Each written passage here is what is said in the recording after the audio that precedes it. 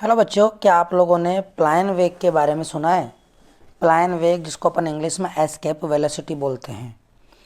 क्या प्लायन वेग कहा है मैंने? प्लायन वेग ये कौन सा वेग है और इसका मान कितना होता है? चंद्रमा पर इसका मान कितना होता है, पृथ्वी पर इसका मान कितना होता है, ये सब जानने वाले हैं अपन इस वीडियो में। तो पहले तो अपन प्लायन वेग की परिभाषा को क्लियर कर लेते हैं। पलायन करना, आपने ये शब्द सुना होगा, पलायन कर जाना मतलब एक जगह से दूसरी जगह चला जाना। पलायन का मतलब होता है एक जगह से दूसरी जगह पे चला जाना। यहाँ पर ये प्लायन वेग एक वह न्यूनतम वेग है। प्लायन वेग एक वह न्यूनतम वेग है, न्यूनतम वेग है जिससे किसी वस्तु को फेंक दे, जिससे जिससे अपन किसी वस्तु को फेंक दे, जिससे किसी वस्तु को फेंकने पर वह पृथ्वी पर कभी वापस ही नहीं आए, वह पृथ्वी पर कभी वापस ही नहीं आए, वापस नहीं आए। उस न्यूनतम वेग को, उस न्यूनतम वेग को प्लायन वेग कहा जाता है। क्या कहा जाता है? प्लायन वेग कहा जाता है उस न्यूनतम वेग को। तो यानी आप ये समझ सकते हो जितने भी रॉकेट वगैरह जो लॉन्च होते हैं उनको पृथ्वी से प्लायन वेग से फेंका जाता है। जितने भी रॉकेट होते हैं ना, रॉकेट जो लॉन्च किए जाते हैं, तो रॉकेटों को लॉन्च करने के लिए उनको प्लायन वेग से फेंका जाता है। तो प्लायन वेग पर क्या होता है? प्लायन वेग से वस्तु को फेंकने पर वो क्या हो जाती है, यानी अंतरिक्ष में चली जाती है, अनंत पर चली जाती है, अनंत पर चली जाती है। तो ये है प्लायन वेग। समझ में आ गया होगा प्लायन वेग क्या है। प्लायन वेग का मतलब है किसी वस्तु को अपन वह न्यूनतम वेग देते हैं जिसकी सहायता से वह पृथ्वी को पार कर जाए, पृथ्वी के सतह को पार करके चला जाए और कभी वापस पृथ्वी पर नहीं लौटे, उसको कहते हैं प्लायन वेग। तो यानी कोई प्लायन कर जाता है, अपन कहते हैं ना कोई प्लायन कर गया, इसका मतलब वापस अपने देश में नहीं लौट रहा है, वो चला ही गया। अब हम पृथ्वी के लिए प्लायन वेग का सूत्र स्थापित करेंगे। पृथ्वी के लिए, किसके लिए? पृथ्वी के लिए प्लायन वेग, प्लायन वेग कितना होता है इसका सूत्र स्थापित करेंगे अपन, है ना। तो हम मान लेते हैं कि ये जो पृथ्वी है और पृथ्वी की सतह से m द्रव्यमान के पिंड को फेंका जा रहा है, और इस पिंड को जिस वेग से फेंका जा रहा है उस वेग को अपन नाम देंगे VE। यहाँ पर देखो E क्यों लिखा है? क्योंकि प्लायन वेग को इंग्लिश में एस्केप वेलोसिटी कहते हैं, एस्केप वेलोसिटी कहते हैं। तो शॉर्ट में अपन इसको VE लिखेंगे, VE लिखेंगे। तो V प्लायन वेग से फेंका जा रहा है और पिंड का जो द्रव्यमान है वो m है, m है। अगर इसको अपन फेंक रहे हैं तो इसको पृथ्वी की सतह से फेंका है तो इसकी गतिज ऊर्जा होगी, और गतिज ऊर्जा कितनी होगी? 1/2 m v, वेलोसिटी VE है तो VE का स्क्वायर हो जाएगी, 1/2 m VE का स्क्वायर हो जाएगी। ये तो हो गई गतिज ऊर्जा। अब बात करते हैं अपन स्थितिज ऊर्जा की, U की। तो स्थितिज ऊर्जा कितनी होगी? तो स्थितिज ऊर्जा का सूत्र अपन ने निकाला था पृथ्वी की सतह पर। पृथ्वी की जो सतह होती है, तो पृथ्वी के सतह पर जो स्थितिज ऊर्जा आती है वो आती है -G capital M small m बटा कैपिटल R। तो कुल गतिज ऊर्जा कितनी हो जाएगी पृथ्वी की सतह पर? पृथ्वी की सतह पर कुल गतिज ऊर्जा कितनी हो जाएगी? पृथ्वी की सतह पर कुल गतिज ऊर्जा, कुल ऊर्जा। तो कुल ऊर्जा का सूत्र होगा E बराबर K प्लस U। तो K का मान कितना है? 1/2 m VE का स्क्वायर, और U का formula -G capital M small m बटा कैपिटल R। ये हो गया E का सूत्र। अब अपन ये प्लस है ये माइनस है, तो बस ये तो गणितीय तरीका है, तो सब बच्चे कर सकते हैं। तो ये हो जाएगा E बराबर 1/2 m VE का square minus G capital M small m बटा कैपिटल R। यहाँ तक कर दिया। अब ध्यान दीजिए, अगर अपन प्लायन वेग से किसी पिंड को ऊपर फेंक देते हैं तो वो अनंत पर चला जाता है, और अनंत पर E का मान 0 होता है। अनंत पर ई का मान क्या होता है 0। तो हम क्या करेंगे, ई की जगह रखेंगे 0 और यहाँ पे 1/2 एम वी ई का स्क्वायर माइनस जी कैपिटल एम स्मॉल एम बटा कैपिटल आर। ठीक है, आ गया ये।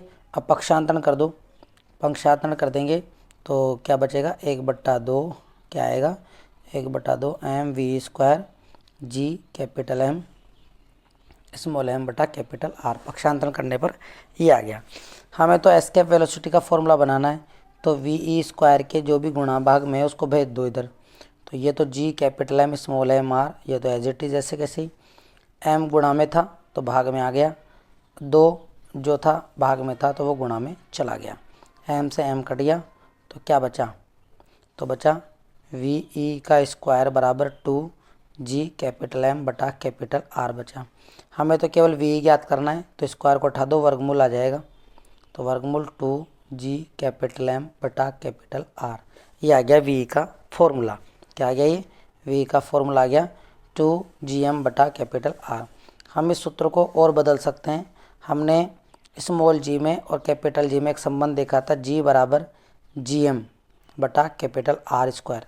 तो यहाँ से जी एम बराबर हो जाएगा जी कैपिटल आर स्क्वायर, ये हो जाएगा। अब इस मान को उठा के जी एम की जगह ये मान रख देंगे अपन, ये जो समीकरण आया था हमारे पास इसमें, इस जी एम की जगह हम ये वाला मान उठा के रख देंगे जी आर स्क्वायर। तो क्या हो जाएगा, तो हो जाएगा वी ई बराबर √2 जी कैपिटल आर स्क्वायर बटा कैपिटल आर, ये हो जाएगा। आर से एक पावर कम होगी तो वी ई बराबर √2 जी कैपिटल आर, ये हो गया वी बराबर √2 जी कैपिटल आर। अब आप देख सकते हो कि एस्केप वेलोसिटी के फॉर्मूले में कहीं पर भी द्रव्यमान नहीं आ रहा है, द्रव्यमान कहीं पर भी नहीं आ रहा है। तो हम लिख सकते हैं नोट में एक लाइन, नोट में लिख सकते हैं कि वी मतलब प्लायन वेग या प्लायन चाल पिंड के द्रव्यमान पर निर्भर नहीं करता है, निर्भर नहीं करता है, पिंड के द्रव्यमान पर निर्भर नहीं करता है। इससे हमें सूत्र से पता चल गया। अब इस सूत्र में देखो, इस सूत्र में कि ये भी नियत मान है, ये भी नियत मान है, ये भी नियत मान है, तो इसका मतलब पृथ्वी पर एस्केप वेलोसिटी का मान भी नियत होगा। तो पृथ्वी का जो प्लायन वेग होता है, पृथ्वी का प्लायन वेग भी क्या होगा, नियत। पृथ्वी का प्लायन वेग नियत होगा, नियत होगा। तो वो कितना होगा, वो अपन कैलकुलेट करेंगे। तो v का फॉर्मूला है √2 जी कैपिटल आर, यही है ना। तो 2 रखो, g का मान 9.8 होता है और कैपिटल आर पृथ्वी की त्रिज्या अपन किलोमीटर में तो लेते हैं 6400 और मीटर में बदलते हैं तो 6.4 गुणा 10⁶ मीटर। अब आप इसको सोल्व करोगे तो वी का मान आएगा 11.2 गुणा 10⁻³ मीटर बटा सेकेंड।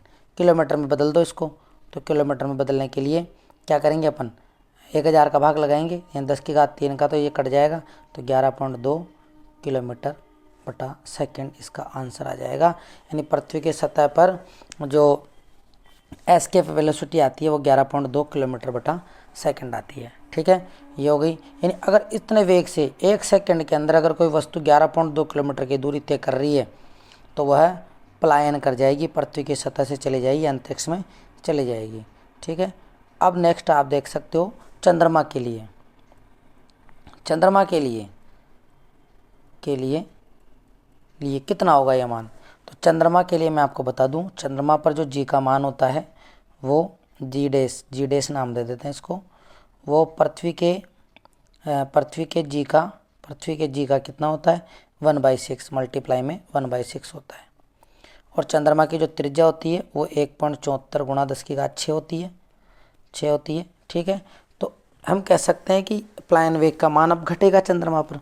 तो चंद्रमा पर प्लायन वेग का मान कितना हो जाता है, सूत्र तो यही काम आता है, ये आ जाता है सूत्र, तो एस्केप वेलोसिटी का सूत्र तो यही होगा 2gr। ठीक है, चंद्रमा के लिए तो ये g किसका, चंद्रमा का, ये r किसकी, चंद्रमा की। तो हम आपने को पता है कि 2 जी चंद्रमा पर जो होता है वो पृथ्वी के जी का बाई 6 होता है, और चंद्रमा का जो त्रिज्या होती है वो 1.74 इंटू 10⁻6 होती है। इसको हल करते हैं तो वी का फॉर्मूला आता है 2.38 किलोमीटर बटा सेकंड आता है, 2.38 किलोमीटर बटा सेकंड। तो ये हो गया चंद्रमा का प्लायन वेग, और पृथ्वी का हो गया 11.2 किलोमीटर बटा सेकंड। तो ये था भैया प्लायन वेग के बारे में। तो उम्मीद है आपको ये वीडियो अच्छा लगा होगा, आपको सब कुछ समझ में आ गया होगा। आपको याद क्या क्या रखना है, एक तो प्लायन वेग की परिभाषा क्या होती है, पृथ्वी पर प्लायन वेग का मान कितना होता है, चंद्रमा पर कितना होता है, और अगर डेरिवेशन पूछे प्लायन वेग के सूत्र स्थापित करने का तो ये डेरिवेशन भी इसके अंदर बता दिया गया है। तो आपके ये 3-4 क्वेश्चन कवर होते हैं इस वीडियो में। ठीक है बच्चों, नेक्स्ट वीडियो में हम देखेंगे कि वायुमंडल की अनुपस्थिति जो है चंद्रमा पर क्यों है। ठीक है।